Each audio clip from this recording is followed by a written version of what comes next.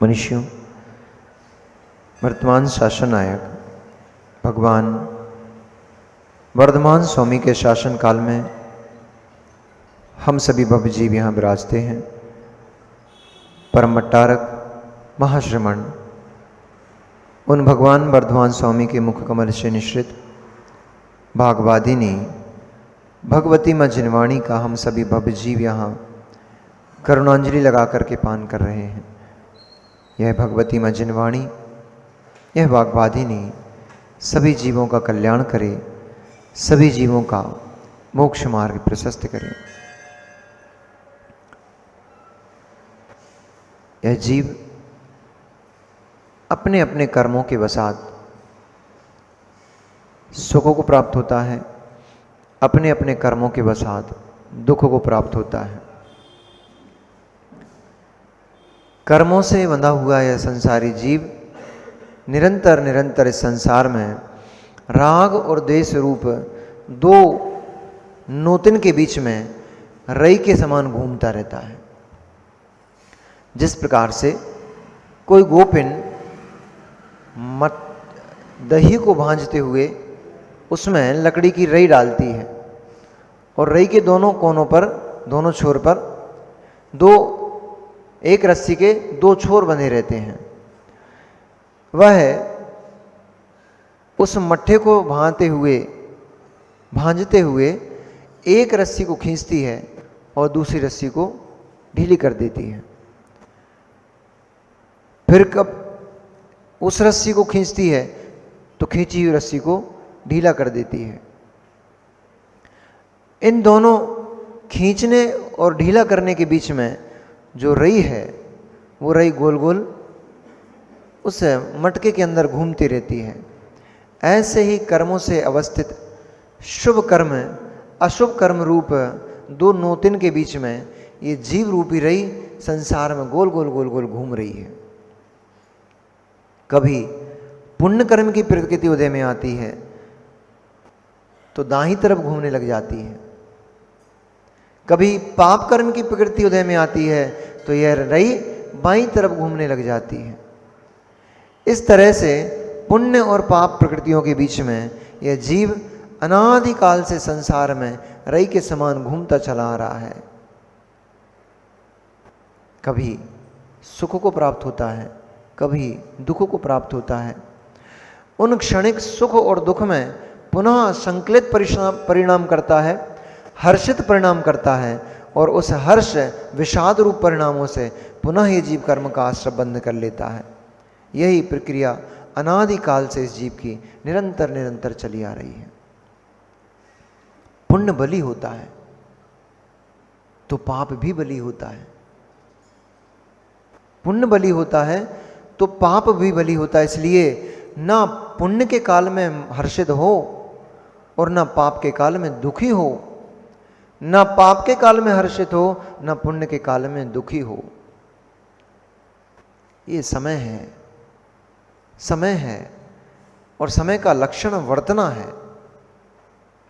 समय है, समय का लक्षण वर्तना है। बीत जाता है, व्यतीत हो जाता है। समय के व्यतीत होते होते इस जीव की अवस्थाएं भी बदल जाती हैं। सुख दुख रूप में बदल जाता है, दुख सुख रूप में बदल जाता है। इसलिए क्षणिक सुखों को पाकर के मदहोश मत हो और क्षणिक दुखों को पाकर के क्लेश में मत डूबो, दुखी मत हो। सुख आया है व्यतीत हो जाएगा, दुख आया है व्यतीत हो जाएगा।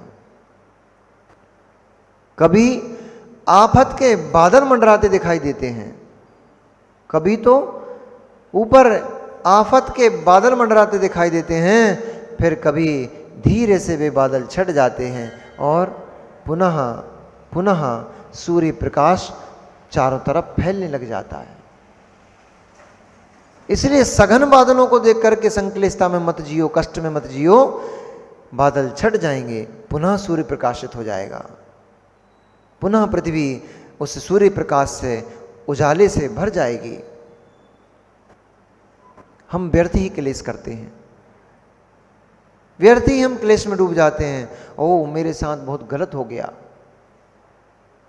ओ मेरा द्रव्य हरण हो गया, मेरे कुटुंबी जन का वियोग हो गया, मुझे किसी नवीन बालक की उपलब्धि हो गई, मेरे घर में किसी बालक ने जन्म ले लिया, मेरे घर से कोई बालक मृत्यु को प्राप्त हो गया। व्रत में ही क्लेश करते हो, व्यर्थ में ही क्लेश करते हो। क्यों? आज किसी बालक की मृत्यु हुई है, कल कोई इसी घर में जन्म लेने वाला है, क्यों क्लेश करते हो? आज किसी की घर में मृत्यु हुई है, कल पुनः इसी भवन में कोई जन्म लेने वाला है, क्यों क्लेश करते हो? क्षति पूर्ति हो जाएगी। क्षति होती ही नहीं है, पूर्ति कहां होगी? क्योंकि वस्तु का कभी अभाव नहीं होता, वस्तु त्रैकालिक है, स्थानांतर होती रहती है, स्थान में परिवर्तन होता रहता है। वस्तु तो त्रैकालिक है, कहां जाएगी? अखिलेश भैया, आपका सद्भाव है कि अभाव है? आपका सद्भाव है कि अभाव है? मां, यह आपके कविराज अखिलेश भैया का सद्भाव है कि अभाव है? सद्भाव है। पर इस समय इनकी पत्नी तो घर में बैठ के इनके इंतजार में आंसू बहा रही है, उसको तो अभाव दिखाई दे रहा है, उसको तो अभाव दिखाई दे रहा है।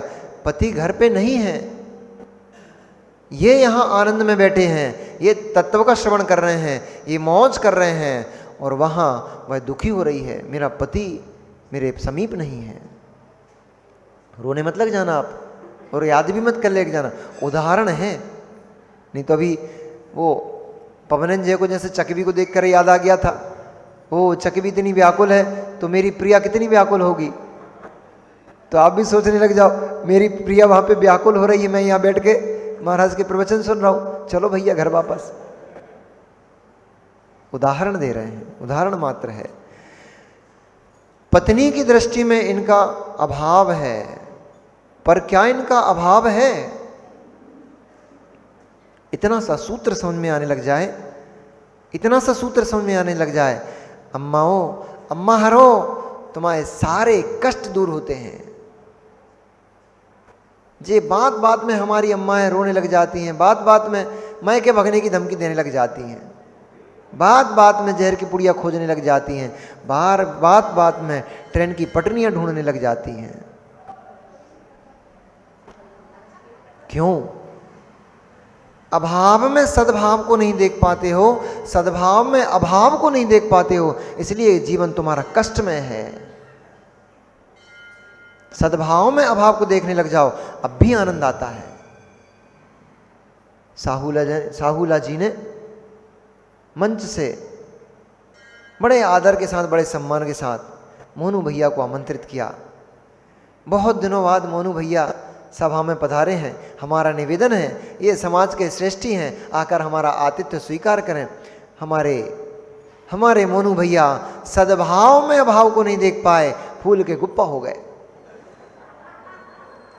इधर माथे पे चंदन का टीका लग रहा है, उधर उनके परिणाम काशायक हो रहे हैं, उनके परिणति बिगड़ गई है। परिणति बिगड़ने से माथा तो टीके से ठंडा हो गया, चमकने लग गया, सुगंधित हो गया, आत्मा दुर्गंधित हो गई, आत्मा दुर्गंधित हो गई, मान कषाय आने लग गई। मेरा टीका हो रहा है, सब बैठकर ताली बजा रहे हैं, मैं कुछ विशेष हूं, मैं कुछ विशेष हूं, इसलिए तो मेरा टीका हो रहा है, ये लोग विशेष नहीं, ये लोग सामान्य हैं। अहंकार आ गया, मान कसाई आ गई। इसलिए भैया टीका तो करो, टीका तो करो, सम्मान तो करो। आपका कर्तव्य बनता है, श्रेष्ठी पधारे हैं उनका सम्मान करना। श्रेष्ठी का कर्तव्य यह बनता है, श्रेष्ठी का कर्तव्य क्या बनता है प्रवीण भैया? श्रेष्ठी का कर्तव्य बनता है सद्भाव में अभाव को देखता रहे, बैठा बैठा, खड़ा खड़ा। टीका लग रहा है, उसमें अभाव देख ले। जिस देह में टीका लग रहा है, ये देह विलीन हो जाने वाली है, ये ठहरने वाली नहीं है। जिस पर्याय को तिलक माला पहनाई जा रही है, पर्याय विलीन हो जाएगी। जिन जिन नाम से, जिन जिन कारणों से, जिन जिन बातों के लिए इस देह में टीका लगाया जा रहा है, वे सब कारण भी विलीन हो जाएंगे। समाज सेवी हैं, समाज में बहुत अच्छा स्थान रखते हैं, समय बदल जाएगा, समाज स्थान छीन लेगी। जिस श्रेष्ठी पद के लिए टीका लग जा रहा है, वो श्रेष्ठी पद चला जाएगा, अभाव हो जाएगा। सद्भाव है, उस श्रेष्ठी पद का सद्भाव है वर्तमान में, उस श्रेष्ठी पद के सद्भाव में उसका अभाव देखने लग जाओ, परिणाम शांत हो जाएंगे। आज मेरे पास ये पद हैं, आज मेरे पास ये उपलब्धि है, न जाने कभी विलीन हो जाएगी। इसलिए इस टीके में मुझे अहंकार करने की आवश्यकता नहीं है। ये तो पद का टीका लग रहा है, पद विलीन हो जाएगा, फिर कोई टीका नहीं लगाने बुलाएगा, कोई मंच से नहीं माला पहनाएगा, कोई मेरे नाम को माइक से नहीं बुलाएगा। अभाव देखने लग जाओगे, मान कसाय आना बंद हो जाएगी। हम कर रहे हैं, मेरे करने से हो रहा है, सद्भाव दिखाई दे रहा है, अभाव देखने लग जाओ। तुम्हारे अभाव में भी कार्य होते हैं, तुम्हारे अभाव में भी कार्य होते हैं। अगर तुम्हारे अभाव में कोई कार्य घर का माँ होता नहीं, आपने सोच के रखा है ना कि हम घर में काम करते हैं इसलिए घर में काम होते हैं। आप जब विवाह करके इस घर में नहीं आई थी, तब ये घर क्या कूड़ादान था? तब ये घर क्या घूरा कूड़ा था? तब इस घर में कोई झाड़ू नहीं लगाता था क्या? तब इस घर में क्या रोटी नहीं बनती थी? तब इस घर में क्या बच्चों का लालन पालन नहीं होता था? तब इस घर में कोई कार्य नहीं होते थे क्या? हमारी मान कषाय, हमारा अहंकार, हमारा कर्तृत्व भाव, मैं कर रहा हूं, ये हमें क्लेश दे रहा है, कष्ट दे रहा है।